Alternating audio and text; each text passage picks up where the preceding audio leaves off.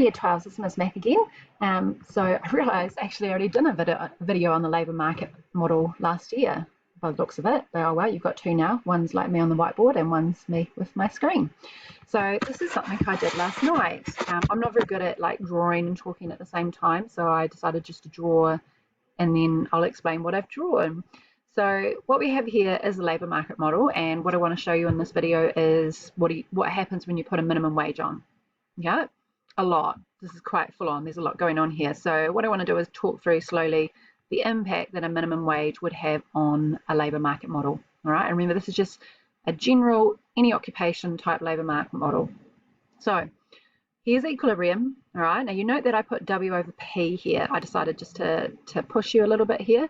I'm showing real wages. So these are wages that are adjusted for changes in the price level, inflation or deflation. And that's the idea that it shows the actual, like what you could buy with that given wage. So if it was $10, like what would that actually be worth? And it's just a little bit more specific and I guess relevant than nominal, because like real is like what actually tells you what you could actually buy. It gives you a sense of like what your wage is worth. Anyhow, let's get back to the video. So we're at equilibrium, everything's fine. You have a certain amount of employment, which is E. E stands for employment, right? So 0 to QE would be the number of like jobs in the labour market, if you like, the number of people employed. When we're at equilibrium, we also have a level of what we call voluntary unemployment. I feel this is kind of obvious, VU, yeah? Voluntary unemployment. These are people that choose not to supply their labour at that wage of W over PE. It's too low for them. So everything's fine, but then someone's like, this is actually not a decent wage. $10 an hour is not enough to feed a family. So we should be offering like a higher wage, like currently $18, like 50 or something like that, the current minimum wage. Yeah, we have minimum wages because basically society and the government who acts on our behalf believes that the market wage would be too low, and people should have like a minimum that they're paid. Yeah, so a minimum wage is a legal wage that is set above the market rate. All right, so it's set above equilibrium. It's a minimum price in effect. We call it a minimum wage, and it's a legal wage, meaning it's not allowed to fall. You have to offer people this wage or more. You can't offer them less than that. So key idea, it's a legal wage. The wage isn't allowed to fall. It actually has to increase from W over PE to W over PM, minimum. You could go min, yeah, min. Right, it's a minimum wage. I just couldn't write it over here neatly. And again, you can drop the P, but if you just want to show nominal wages, maybe make it a bit easier himself. So we draw a line across. Like you don't need to go all the way out here, but I did. All right, so we use a ruler. I'm struggling here with the whole laptop and writing on it, so I'm sorry, I did not use a ruler, but please you use a ruler. Draw the line over, right? Could be dotted. I think go for a thick line. And then what you want to do is where the minimum wage intersects the demand curve, the demand for labour, draw dotted line would be cool. You don't have to, but draw a line down to the quantity axis, and that shows you the quantity demanded for labour at that wage, right? And then where it hits the supply curve, again, you don't need to do the dot thing, I like to do it. You draw a line down to the quantity axis, and that is the quantity supplied of labour at that wage. And then straight away, we have a situation, Houston, okay? The quantity supply of labour is here, but the quantity demanded of labour is here. Before that, equal at equilibrium. Now they're not. Supply is greater than demand. We have a surplus, okay? And in economics at level 2, we call this, because this is the labour market model, involuntary unemployment. Again, kind of obvious labels here. I for involuntary unemployment. Right, I feel like there should be another involuntary unemployment here. Oh no, never mind. So once we put in a minimum wage, it creates a surplus of labour. There's too much supply to meet the demand. Demand is too low at that wage, and that becomes called involuntary unemployment. People who are prepared to work at that wage, yeah, so they're supplying their labour at that wage, but there is no demand for their labour at that wage. Okay, there is no demand for their labour at that wage.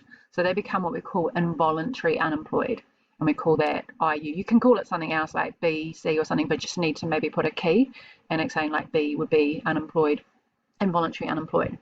Okay, so just note here what happens to the level of voluntary unemployment. So before I told you equilibrium, QE minus QF is VU, so the voluntary unemployed when the market's fine. If you stick a minimum wage on the market, it increases the wage rate, so it increases it, and then that causes more of these people who are previously voluntary unemployed to go, oh, I'll work for that, because remember the opportunity cost of not working is now higher.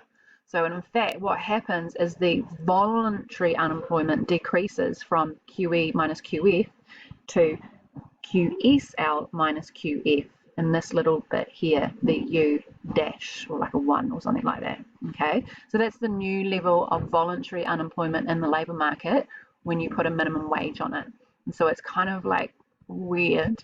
Voluntary unemployment has decreased from VU to VU dash because, like I said, the wage has increased and now the opportunity cost of not working is higher.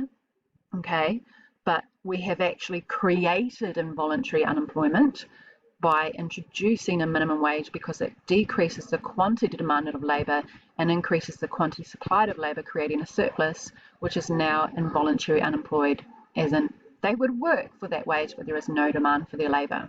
Okay, so the other thing to look at here is what happens to employment. So you can talk about this was the level of employment before, 0 to QE. Now that has fallen by the amount of A. So A is like the fall in employment, if you wish, from E QDL minus 0 to 0 QE to 0 QDL. So this new E dash, that's the new level of employment in the labour market. It's decreased. So you've got a decrease in employment, a decrease in voluntary unemployment, but this creation of involuntary unemployment. And A is the reduction in employment, but it's also actually people who were previously employed at QE who've now lost their job, and they may have lost their job to some of these people who were previously voluntary unemployed. It's a little bit nasty, really, but as involuntary unemployment is created, some of the people previously who were employed here have lost their job and become involuntary unemployed. They'd love to work, but there's no demand for their labour. So there's quite a lot going on here. You probably need a bit of time to let it sink in. Something to extend yourself, if you like, is what if we were to increase the minimum wage like we did this year in April? What would that do? Well, really it's just going to kind of like exacerbate this. E dash would become smaller because the quantity demanded for labour would decrease. Okay, so there'd be less people employed. Involuntary unemployment would increase, all right, because the gap between QDL and, say, the supply of labour would increase, because if the wage goes up, more of these voluntary unemployed people are going to offer their labour. So if the minimum wage is to increase, what it does is it just makes the surplus even bigger, which creates even more involuntary unemployment. It decreases employment, and it also would decrease the amount of voluntary unemployment in this market. So it's quite a lot. Take your time. Feel free to maybe go back and pause and several times, because it is quite a lot to take in. But the number one thing you really ought to do is to practice this. It's quite a bit in your workbook, yeah, but how about maybe do that and then try and draw up the model and explain it yourself. All right, so ka kite, good luck.